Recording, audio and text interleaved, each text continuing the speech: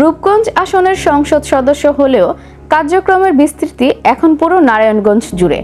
সাংগঠনিক দক্ষতা, মাঠের সক্রিয়তা এবং ব্যবসায়ী সমাজের সঙ্গে সমন্বিত যোগাযোগ, এই তিন শক্তিকে ভিত্তি করে নিজেকে জেলার গুরুত্বপূর্ণ রাজনৈতিক মুখ হিসেবে প্রতিষ্ঠিত করেছেন নারায়ণগঞ্জ ১ আসনের এমপি, বিএনপির নির্বাহী কমিটির সদস্য ও Narayanganj chamber of commerce and ইন্ডাস্ট্রির সভাপতি মুস্তাফিজুর রহমান ভূঁইয়া দীপু।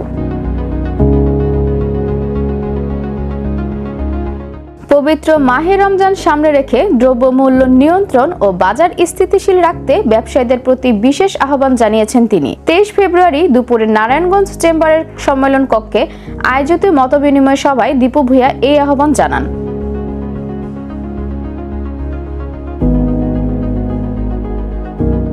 ওই সময় এক অভূতপূর্ব ঘটনা ঘটে।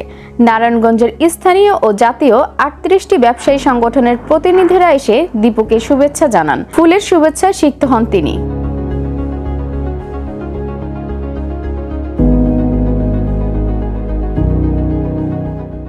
দীর্ঘদিন ধরেই রূপগঞ্জের রাজনীতিতে সক্রিয় দীপু ভূঁইয়া। প্রতিকূল রাজনৈতিক পরিবেশও তিনি মাঠে অবস্থান ধরে রেখেছেন। দলীয় নেতাকর্মীদের সংগঠিত করা বড় সমাবেশ আয়োজন এবং বিভিন্ন ইস্যুতে দৃশ্যমান অবস্থান নেওয়ার মধ্য দিয়ে তিনি নিজের নেতৃত্বের সক্ষমতার প্রমাণ দিয়েছেন।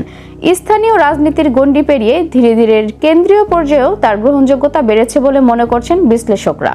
রাজনৈতিক পর্যবেক্ষকদের মতে দীপু ভূঁইয়ার জনপ্রিয়তার বড় কারণ তার সরাসরি জনসংযোগ। এলাকার ছোট বড় সমস্যা, আন্দোলন সংগ্রাম কিংবা সংকটময় পরিস্থিতিতে উপস্থিত থাকার কারণে সাধারণ ভোটারদের সঙ্গে তার ঘনিষ্ঠ সম্পর্ক তৈরি হয়েছে। ফলে নির্বাচনী রাজনীতিতেও তিনি একটি শক্ত অবস্থান তৈরি করতে সক্ষম হয়েছেন।